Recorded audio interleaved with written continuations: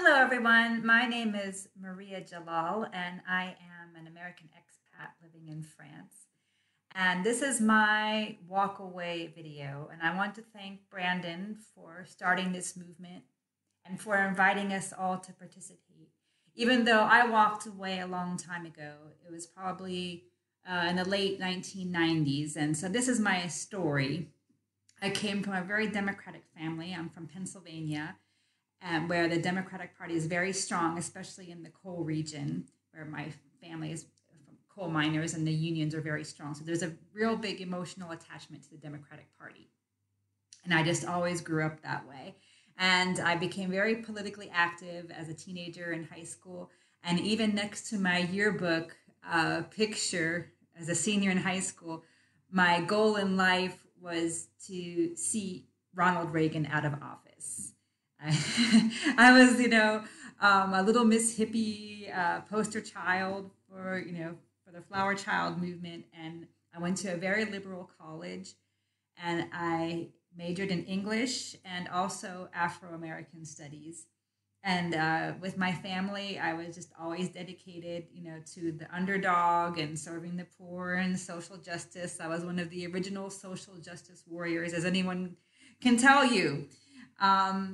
But little by little, my walk away moment or my red pill moments or how when I started to see the truth was really when I started working with children. And I came from a background, a very Rousseauian background where, kids just want to be free and just let them, do whatever they're going to do. But I worked with some kids who were in real difficulty. And the common thread, that was running through all of these stories was the broken family, and especially the absence of a father. It was writ large everywhere, and he was the common denominator in almost every single situation. And I started to really look into it because I wanted to do what was best for the kids and kind of push them in the right direction and or support them and towards healing so they could lead productive lives. And but what I discovered is that the liberal side of thinking and the Democratic Party in particular did not want to talk about these issues. And if you looked at facts, like for example, there's research that comes out of the Search Institute, and there is a plethora of information, but there are studies after studies after studies talking about protective factors that children need to grow up happy and healthy and productive.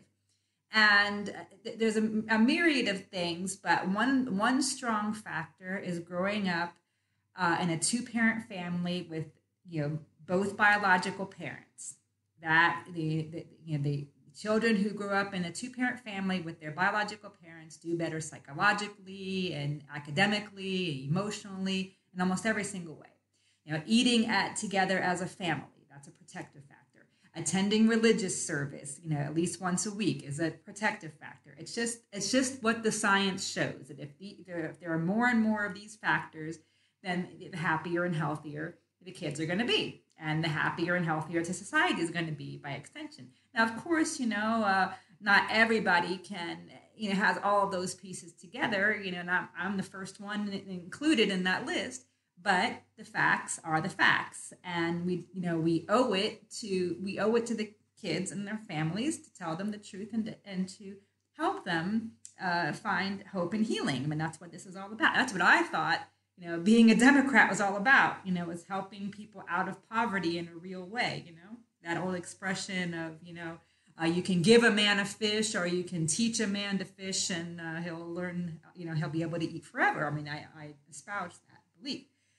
So I started to really get, I met with a lot of resistance when I started, bringing up these subjects in the community organizations that I was working with. And then one day I was asked by my boss to create a flyer promoting some sort of family services. And so I created the flyer and I put a man and a woman and a child on it. And, and then I was told that I had to redo the flyer because the family unit of the man and woman and child is offensive. So even though it's the best, even though it's the most protective factor that a child can have, no, it's offensive. And, at the same time, at about the same time, I was given as a project idea, for my group of middle schoolers. It was like a little party favor bag with lollipops and condoms in it to, make them feel more comfortable about condoms. So there was that. So the family unit was out. Condoms and lollipops were in. And then, I'm from Pennsylvania, and the town that I grew up in, or that I lived in for a long time, is Gettysburg, Pennsylvania, which is founded by Lutherans. There's a Lutheran college, there's a Lutheran seminary, there are 18 Lutheran churches amongst all other denominations, but, it's got very strong Lutheran roots. And so, the kids at Christmas time wanted to put up a Christmas tree for our youth group, for our group. No, that was out, offensive. Not even red and green decorations were allowed. That was out. So family unit out, condoms and lollipops in, Christmas tree out. And so this was just, this was just starting to build and build and build this nonsensical attitude. And at that time, I was starting to get, learn more and more and more about pro-life issues and how it could be seen as unconstitutional, because it is in the Constitution that all men, all human beings are created equal. So I think that we could say that it is complicated, but a case can be made that it is unconstitutional based on those grounds. And one member of the community said, "Oh, it looks like the pro-life movement is growing in this area. However, could that be?" And I said, "Well, I think I could speak to that." And I prepared a talk, based totally on natural law and philosophy and the Constitution, and how this could be. They asked, I was like, well, this could be a point of view, as to why people feel this way. When I showed up to give my talk, they had invited the big head from Planned Parenthood to come down, and I was basically Alinsky'd, is what happened. I was deplatformed, not given an opportunity to talk, really.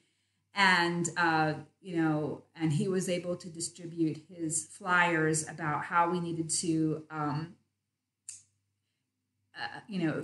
contact the Hispanic, reach out to the Hispanic community, and to get them more contraception and abortion materials, and it was right in the flyer, against the Catholic bishops. So, the anti-Catholic prejudice is completely allowed, not even thought of. So it was just really, really starting to get very, very hurtful. I really was traumatized by the whole event, because I was an idealist. I think I still am. And I thought that we were all fighting for the underdog. I thought that we were fighting for truth and to help people, to help everyone prosper, no matter what your background was. But that just wasn't the case. Another bit was that I really started to look into American Indian culture. I like history and things like that, and I found out that they were, they're really conservative. They got roles. I'm talking specifically about Eastern Woodland cultures. I know somebody will come at me with this and that exception, but in general, traditional American Indian culture, they're really pro-life because they see life as a gift from the Creator. And so they wouldn't be taking too kindly to contraception and things like that. They would attack that special gift. And that's coming from them. So why can't they have a say? Why can't their point of view, really be taught? They just can't. I got slammed down. So then another really big eye-opener for me was going to the March for Life. I thought, well, let me just check this out. I went down to the March for Life in Washington, and I really did not expect to see so many people. It was amazing. It was, I don't know how to count, but maybe tens or even hundreds of thousands of people. I mean, it was a lot of people as far as the eye could see, and the people just going by and by and by with waving banners and carrying signs and singing and all, this stuff. And I thought, well, when we get home tonight, we're going to see, maybe we'll see ourselves on TV or something. Well, there wasn't even a blip about it. It was just totally like it never happened. And this is year after year after year after year of the March for Life, when all these people show up in the street, and it's just not covered. It's just not at all mentioned at all. And there are little word games about saying anti-abortion instead of pro-life. Like the enemy always has to be shown in this negative kind of light. And it was after attending my first March for Life rally that I could really see the media, the mainstream media, and the leftist Democratic Party that were in cahoots and in league to get like that. That's the only point of view that you're allowed, ever to be shown, and everybody else is just shut down. So that was really the eye opener for me for that, and that just continued, and it was just really impossible to talk to people about it, and it was really a hard time because I did lose a lot of friends, and people just stopped inviting me over and stopped inviting me to parties, and I felt really sad and alone because I didn't really feel comfortable with the Republican Party either. I had a real distrust for the Bush family, and I didn't think that most of them were doing a really good job defending the pro-life movement and other issues when they could have. They were not making strong arguments in our case. They were making very weak arguments, saying things like, well, in the Bible it says this, or in the Bible it says that.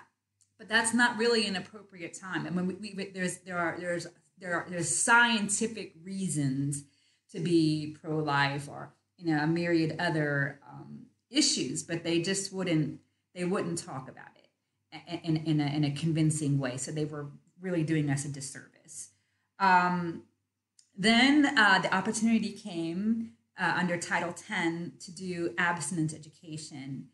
And even though it was really hard, I wanted the opportunity to tell the truth to young people, to students, about the benefits of waiting. It's really, like making a case for waiting until you're in a committed relationship to have sexual activity, because it really is the best. Scientifically speaking, the very, very best is just to have, one other partner. If you're going to have a partner, just one other one, and for your emotions and for your psychology, for your well-being in general, that is the best. It's the least risky, and it is the best, because there's a certain kind of bonding that takes place in sex. Even though it's I'm not saying that I'm about judging people. God knows that I've had my issues in this area, but we have to sometimes put our own egos aside and give people the information and let them decide for themselves. And that's what I wanted to do. And I felt like I was a real rebel doing this, finding, like, I was like, part of a SWAT team going in and finding a way to tell the truth, because everywhere else we were just blocked. You just couldn't. And we were so maligned. The abstinence until marriage movement, and there were different groups, and we had a lot of independence in that, but we were so maligned in the mainstream media.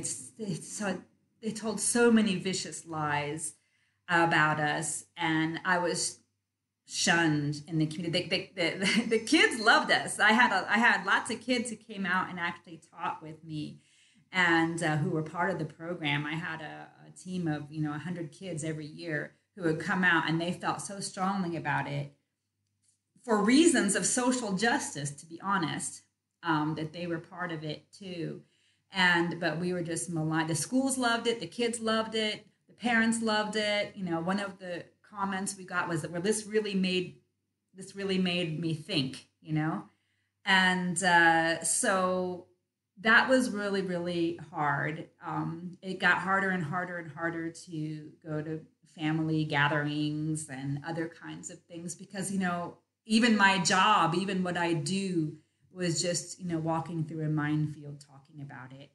And so, eventually, even me, like I learned Spanish. So, I worked very heavily with the Hispanic community in Pennsylvania.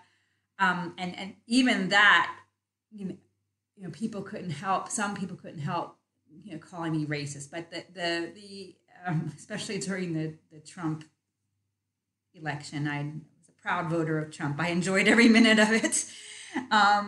But the worst part for me was when Obama came along, and at first I was really excited about it.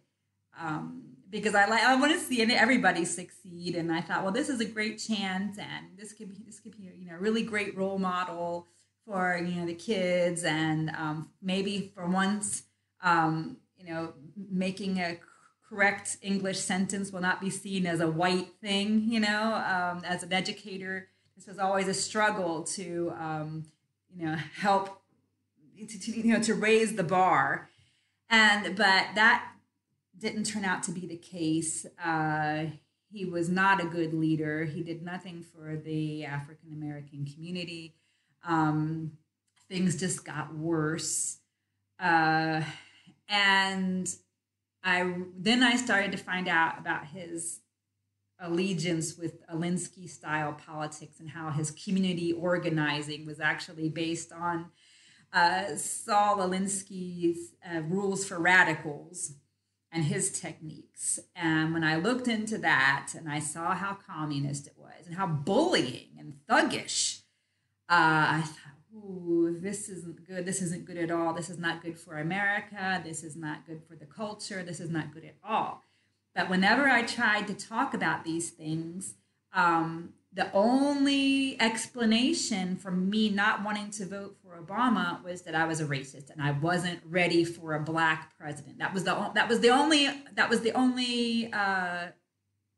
response. That was the only solution as to why I wouldn't vote for Obama. I had to be a racist who wasn't ready for a black president, and that just hurt me down to the core. After everything that I had lived through and been through and fought for all my life, to end up being called a racist because I was actually judging someone not by the color of their skin, but by the content of their character.